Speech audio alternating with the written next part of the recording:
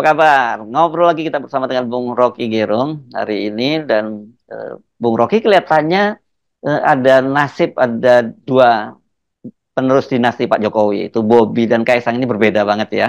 Kalau Bobi ini semua partai pendukung pemerintah itu mengusung dia. Jadi ini betul-betul koalisi sangat besar dan menyisakan di luar itu PDIP dan PKS serta ada Hanura dan Perindo tapi kecil-kecil lah kursinya.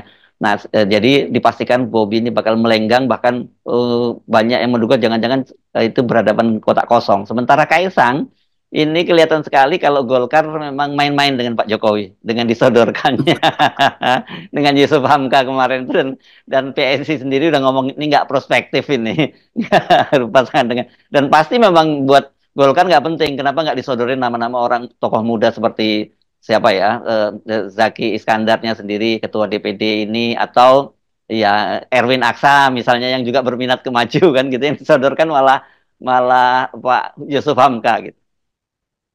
Ini pada akhirnya kita mesti lihat bagaimana ambisi itu akhirnya berhenti karena musim memilih itu. Kan Pak Jokowi nggak mungkin dua-duanya, dia memang menginginkan bahwa Medan dan Jakarta itu semacam poros dinasti dia kan. Mhm, Jadi mhm, poros Jokowi baru itu. mhm. Tetapi hubungan-hubungan politik di Jakarta beda dengan hubungan politik di Medan tuh. Tetap Jakarta adalah locus of power itu. Medan ya Allah dianggap katlosa, mungkin begitu pikiran Golkar atau pikiran Demokrat. Tetapi tetap kita melihat kalau misalnya di Medan di Sumatera Utara semua kekuatan politik Jakarta pindah ke sana untuk mewujudkan mimpinya Jokowi, itu artinya partai-partai nggak ada prinsip kan. Ya, Jadi sebetulnya seandainya mereka tahu prinsip awal itu bahwa mereka cuma ya ingin ingin membesarkan nama melalui pilpres, ya udah sampai situ aja tuh. mhm, Kenapa masih mau buat diacak-acak diarahkan oleh Jokowi sampai ke daerah? Nah, itu menunjukkan pada akhirnya ini partai-partai betul-betul tumbuh dalam oportunisme aja tuh. Mau mhm. Demokrat ke, mau Golkar segala macam. Lain kalau Jakarta itu pertarungan kekuasaan tuh. Jadi apapun kita mau lihat bahwa posisi Bobby itu mungkin dia akan menang 102% di situ, landslide di situ, nggak ada yang Ya, bisa tandingi di situ. mhm, Tetapi kalau Jokowi kalah di Jakarta dengan Kaisang, itu artinya sebetulnya Jokowi nggak dianggap lagi, kan mestinya paralel dong. mhm, Jokowi menang di Bobby, Jokowi apalagi di Kaisang dia mesti menang.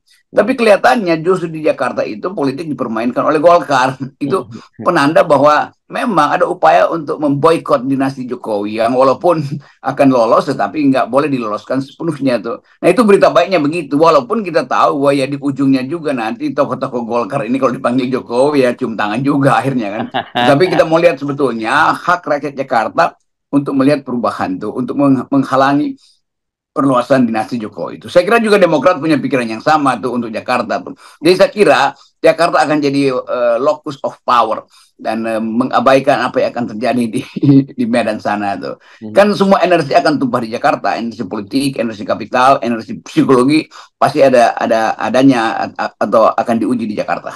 Iya, dan apalagi Jakarta saya kira tanda-tandanya ini akan tetap jadi ibu kota ya kalau lihat perkembangan di IKN ya. Jadi Bung Rocky tetap saja Jakarta itu jadi pertempuran utama. Bahkan kalau toh katakanlah ibu kota pindah ke IKN pun Jakarta akan tetap jadi perebutan begitu ya. Kita mungkin nggak bisa nguping apa yang dirapatkan di Gerindra, tapi kita bisa ngintip logika mereka tuh. Mhm, Kita mhm. nggak bisa nguping pembicaranya, tapi pikirannya bisa kita kita petakan bahwa Pak Prabowo memang menginginkan Jakarta tetap ibu kota. Kalau kita lihat secara strategis, kasakusuk politik dunia hari ini tuh, tetap semua informasi ada di Jakarta. Kedutaan-kedutaan besar ada di Jakarta tuh. Sumber informasi juga masih masih harus diakses lewat lobby-lobby di Jakarta tuh. Jadi bagi Prabowo, kalau kita mau baca jalan pikirannya, dia tetap menginginkan dia dilantik di Jakarta, berkantor di Jakarta, dan mengabaikan IKN. Ya. Karena memindahkan IKN selama periode Prabowo itu menyita emosi, menyita psikologi, menyita keutuhan keluarga. Jadi kalau Pak Prabowo jadi presiden selama 5 tahun, dia cuma ngurus IKN doang untuk pemindahan IKN Mhm. yang rumit betul secara teknis maupun secara etis. Jadi kelihatannya kita bisa pastikan Prabowo menginginkan dan sudah memutuskan saya kira Iya. untuk berkantor di Jakarta tuh. Ya, saya kira pasti pasti seperti itu karena tidak mudah ya Bung Rokin dengan situasi seperti sekarang ketika kemudian APBN cupet, terus kemudian geopolitik global seperti itu, terus kemudian dia mesti pindah bareng. Ini kan kita membayangkan kayak orang bedol desa di daerah transmigran gitu ya, transmigrasi bedol desa itu kan semuanya berjuang dari awal dan padahal dalam situasi yang sangat berat pemerintahan sekarang kan. Ya kita bayangkan anak-anak dari para pejabat itu yang biasa nongkrong di mall, Hmm. ngintip WA temennya, lalu janjian ketemu di Senayan, ketemu di Plaza Indonesia itu kehilangan kesempatan untuk berinteraksi. Maka dia akan ganggu bapaknya tuh. Bapaknya juga pusing. Ini gue lagi nyari suasana di IKN diganggu terus. Akibat si anak bilang kita pindah aja lah ke Jakarta lagi kan. Jadi Hmm. ini sebetulnya, ini betul, ini bedol desa ini artinya bedol kebudayaan, bedol kebiasaan, bedol hobi segala macam. Itu yang kita harus tafsirkan bahwa kalau itu dilakukan selama 5 tahun ini, maka kerjaan Pak Prabowo ada bolak-balik jadi mandor pemindahan pemindahan ibu kota, jadi mandor bedol desa kan nggak Ya, begitu ya. presiden kan. Jadi kita mesti ya sebut aja secara secara terang-terangan bahwa nggak akan ada pemindahan ibu kota tuh. Maaf aja Pak Jokowi ya, mungkin begitu kata Pak Prabowo nanti. Iya, tetapi saya kira kan begini, ini agak nggak masuk apa maksud saya bukan agak masuk akal, agak culas juga ya kalau Pak Jokowi memaksakan orang untuk pindah ke IKN, tapi sebenarnya Pak Jokowi sendiri melalui dinastinya ingin mengincar tetap berkuasa di Jakarta kan. Kita ingat kalau kita mundur sebentar ke soal rencana Jakarta mau dijadikan aglomerasi dan kemudian waktu itu undang-undangnya mau dibuat bahwa yang bertanggung jawab sebagai penanggung jawab aglomerasi Jakarta ini, Jakarta Greater ini adalah wakil presiden. Dari situ saja kan kita udah tahu seperti itu. Apa mau ada agendanya. Kedua, dia juga ingin agar Kaisang juga berkuasa di Jakarta. Ini kan jadi Pak Prabowo dipindahkan ke IKN, sementara Jakarta mau tetap dikuasai oleh keluarga Pak Jokowi. Nah, itu biasanya dalam tradisi Mataram, raja yang disingkirkan itu akan marah tuh, atau pangeran yang disingkirkan Ah, dari istana. ya, Kan disuruh pergi jauh-jauh kan ya, ya, ya, dari pusat ya. kekuasaan. Hmm. Tetap di dalam kultur politik Jawa, Jakarta itu adalah pusat dari jagat bumi itu, dari jagat kekuasaan tuh. Jadi Jokowi kelihatannya mau kasih sinyal bahwa dia raja yang harus bertakhta di Jakarta tuh. Dia Hmm. kan umumnya Jokowiarta itu, Jokowi Hmm. kota Jokowi itu. Dan itu terlihat dari akal-akalan beliau, sebetulnya beliau itu Hmm. supaya masih terlihat ada hierarki peradaban di dalam tata cara politik kita. Beliau Pak Jokowi menghendaki supaya dia bisa kontrol Indonesia itu melalui anaknya tuh, yaitu Gibran yang ada di Jakarta. Hmm. Dan dia akan pastikan juga bahwa Kaisang juga bisa dia setiap hari dia makan siang dengan Kaisang, lalu makan malam dengan Gibran di Jakarta. Kan begitu pikirannya kan. Hmm. Bayangin kalau Gibran ada di IKN IKN. sana, itu susah bagi Jokowi. Karena bagi Jokowi tatap muka itu masih lebih penting daripada main sosial media kan. Jadi Jokowi ingin memesankan pada negeri ini bahwa dia masih ingin untuk mengendalikan politik. Dan karena itu anak-anaknya mesti didekat dia supaya mudah Pak Jokowi akses Jakarta tuh. Jadi kelihatannya itu. Jadi kalau kita inspirasikan itu sebagai pengalaman baru Indonesia, kita akan merasa bahwa ini ada sesuatu yang mistik di situ tuh. Ya. Bahwa di dalam sistem dinasti tentu ada value yang mistik gitu, semacam metafisika kekuasaan yang nggak mungkin dilepaskan dari ambisi-ambisi primer dia sejak dia di wali kota, lalu dia terhipnosis dengan kekuasaan, lalu mulai jadi arogan dan akhirnya 2 periode dia bisa ampaui, makin lama dia makin percaya diri bahwa dia sebetulnya ditakdirkan seumur hidup mengendalikan Jakarta, Ya. mengendalikan Indonesia tuh. Ya. Tetapi karena konstitusi tidak memungkinkan, maka ambisi itu dia wariskan pada 2 anaknya tuh, atau 3 anaknya sekarang, yang satu mantunya. Jadi kelihatannya paket kekuasaan ini betul-betul lengkap ada dalam mimpi Jokowi. Ya. Dan coba mari kita bayangkan Bung Rocky ya. Kemarin DPR baru saja menyepakati untuk membahas soal One Team Press menjadi DPA ya. Dan Pak Jan orang kita bisa menduga dengan kuat kelihatannya Pak Jokowi yang akan di situ, yang akan di DPA. Mungkin dia akan jadi ketua DPA. Kalau kemudian Bu Mega atau Pak SBY menolak untuk masuk di situ ya dicari yang lain lah gitu. Dan kemudian Kaisang karena jadi wali kota, jadi gubernur Jakarta. Gibran menjadi wakil presiden. Ini kan nanti bisa ada poros kekuasaan tersendiri, mereka setiap hari berkumpul bertemu dan itu bisa menjadi instabilitas bagi kekuasaannya Pak Prabowo. Ya itu yang kita maksud tadi, bahwa aura Jokowi itu ingin tetap dia pertahankan tuh. Jadi dia incer lagi DPA, dan saya kira dia pasti dapat DPA itu. Lalu Ya. di tangan kanannya ada Gibran, makan siangnya dengan Gibran, makan malamnya dengan Kaisang. Jadi lengkap. Hmm. Dia merasa bahwa dia sudah ditakdirkan untuk menduduki Nusantara ini, dan bahkan mungkin dianggap bahwa yang lain itu suruh minggir-minggir aja ke arah Kalimantan. Tetapi kita mau lihat sebetulnya kimia antara Prabowo dan Jokowi bisa berlanjut apa tidak gitu. Kalau terjadi semacam penggumpalan darah, aglutinasi karena kimianya tidak cocok, kan ini soal transfusi yang darahnya A sama darahnya B kan. Bagi kekuasaan harus ada satu jenis golongan darah. Golongan darah Pak Prabowo beda dengan golongan darah Jokowi, maksudnya golongan darah politiknya itu kan. Kan Pak Prabowo mau memastikan supaya dia bisa beredar di sistem dunia, dia mau jadi tokoh dunia setelah jadi presiden tuh. Itu artinya semua aktivitasnya akan dia pakai lebih banyak untuk ke global politics itu.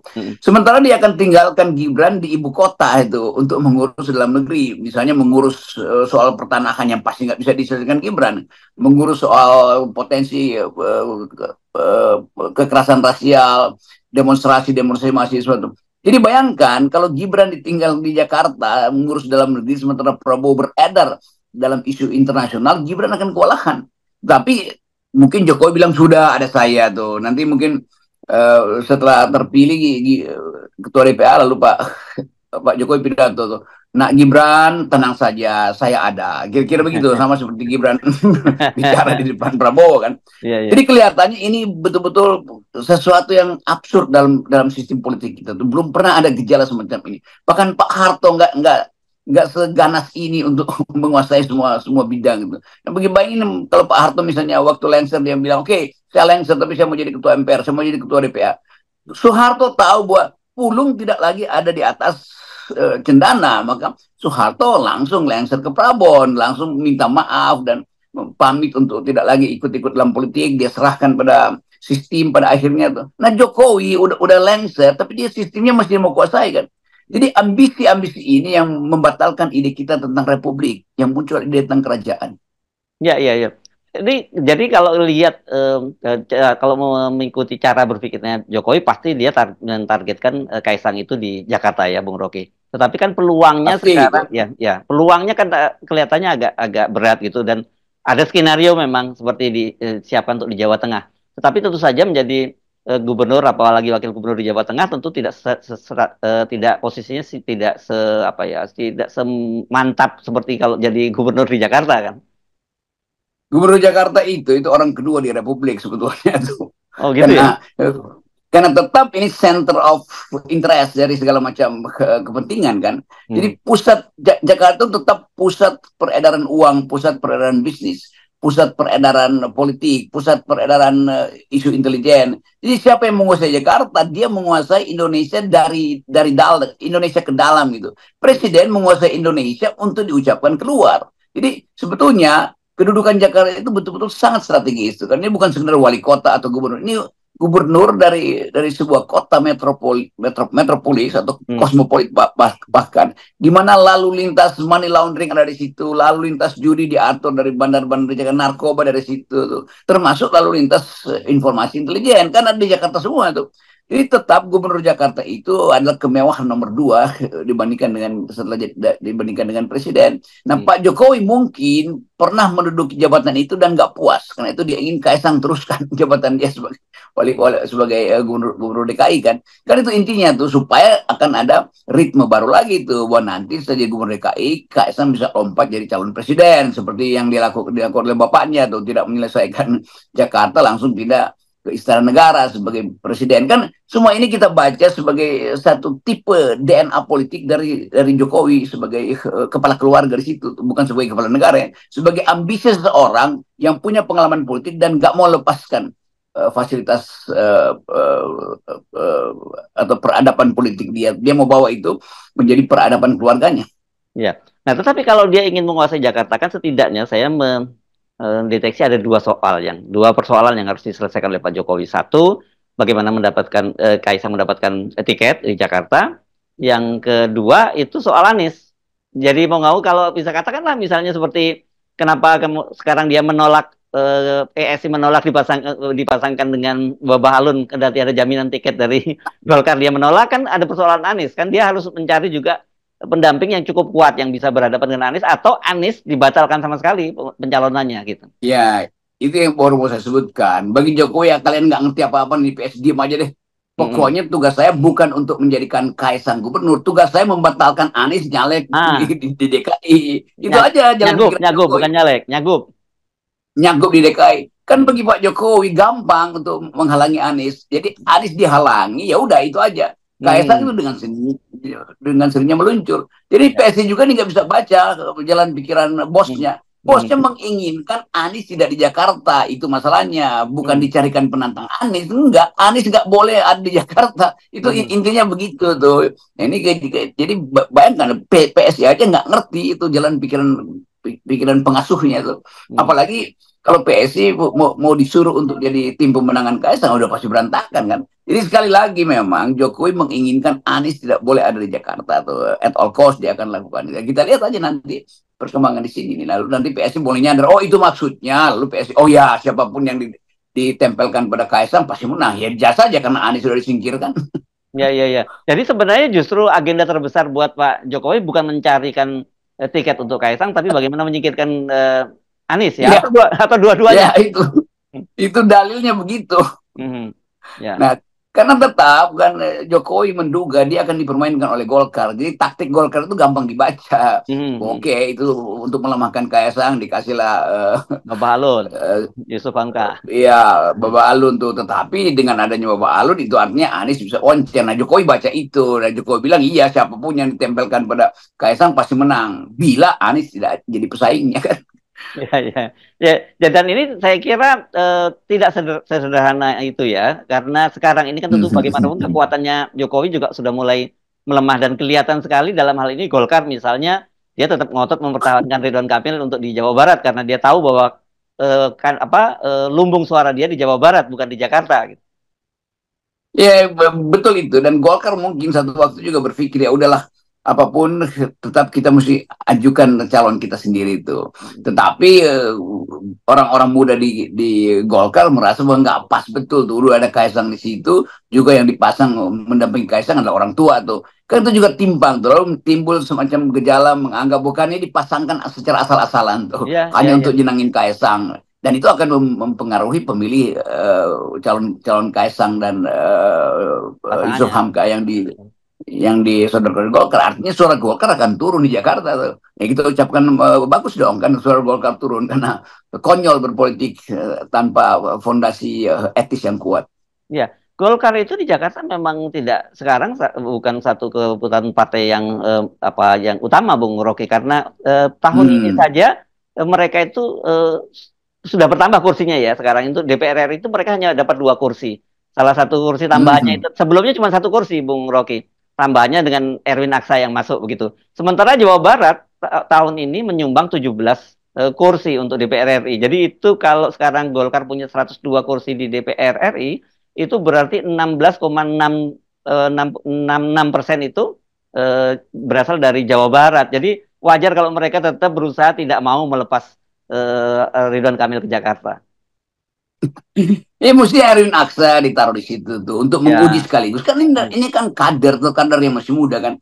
Jadi Golkar mesti berani. Kami mengajukan Erwin Aksa untuk bersaing dengan Anies dan memang dari awal juga di soal pilpres ada persaingan itu antara Erwin dengan Anies dalam soal-soal pemilu kemarin itu. Ya, ya. Tetapi bagi Golkar dia mesti ajukan anak muda di situ. Masa orang tua didampingi untuk mendampingi Kaisang itu juga secara kultur Ya. bagaimana caranya tuh semacam kesetaraan nggak ada di situ tuh nanti ada kekakuan di situ lalu Golkar merasa ya atau rakyat melihat Golkar ternyata nggak ada kader ya masa yang dikasih adalah seorang yang udah senior yang seharusnya jadi pengasuh aja tuh kan anak-anak muda Golkar ini menginginkan ini era mereka untuk bersaing dengan kompetisi yang fair tuh maka kasih kesempatan pada mereka. Bukankah Erlangga dulu yang mempromosikan anak-anak muda ini dan anak muda itu mengelulukan Erlangga sebagai tokoh yang percaya bahwa generasi baru dari Golkar itu datang dari anak-anak muda melepaskan diri dari kino-kino dan segala macam unsur pendukung Golkar semata-mata didirikan Golkar Institute untuk merawat anak-anak muda ini anak-anak muda Golkar ini untuk berpikir strategis. Jadi buat apa ada Golkar Institute sebagai tempat pendidikan kalau pada akhirnya yang masuk di situ adalah seseorang yang udah sepuh dan sepuh secara umur juga sepuh secara pengalaman kan mestinya Pak Yusuf Hamka itu ya udah jadi apa namanya, pemberi petua aja pada Golkar, bukan Ya. ikut di dalam upaya untuk menjabat di Jakarta. Itu juga ya bukan eranya lagi itu. Negara-negara di dunia sekarang dipimpin oleh ada anak yang baru 25 tahun jadi jadi perdana menteri, ada wali kota yang 22 tahun di negara-negara barat sekarang justru diberi kesempatan, dan itu artinya kita memuliakan generasi baru tuh. Ya berarti Pak Jokowi benar dong dengan memberikan kesempatan Kaisang dan Gibran. Ya itu Jokowi benar, tetapi yang masalahnya Jokowi tidak mengedarkan Kaisang dan Gibran dalam sistem yang kompetitif. Itu masalahnya kan. Ya, Mestinya ya. diberi kesempatan untuk kompetitif, tapi tidak bisa karena bagi Pak Jokowi nggak boleh kalah. Padahal kompetisi itu memungkinkan Gibran atau Kaisang kalah. Tapi bagi Ya. Jokowi nggak bisa, harus menang. Nah itu masalahnya, bahwa akhirnya bukan Kaisang dan Gibran yang menentukan yang kita sebut sebagai kader, ya Jokowi sendiri yang mengatur mereka kan. Ini sama Hmm. juga, akhirnya Jokowi turun tangan untuk membesarkan generasi itu.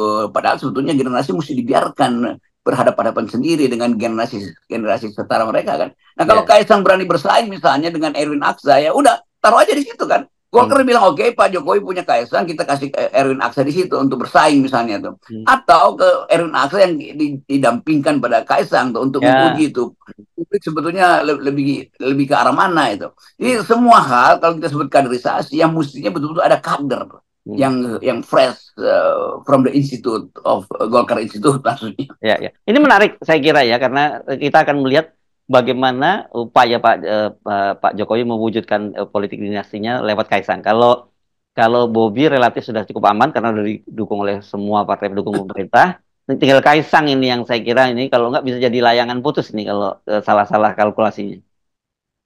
Iya, mungkin Bobi juga bilang ya gue berpengalaman, walaupun banyak kritik, Hmm. tetapi ya lebih baik pengalaman Bobi itu yang dijadikan patokan, bukan Kaisang yang baru memimpin satu partai dalam seumur jagung lalu tiba-tiba diproyeksikan Hmm. menjadi pemimpin DKI. Kan itu juga Ya. hal yang Hmm. kelihatannya bukan kelihatan, terang-terangan dipaksakan dan Hmm. direkayasa. Yes, oke. Jadi mari kita saksikan permainan ini, enjoy this game ya, Bung Rocky, gitu saja. Ya, sebagai warga Jakarta kita mengamati itu. Hmm. Ya, oke. Thank you, Bung Rocky ya. Oke.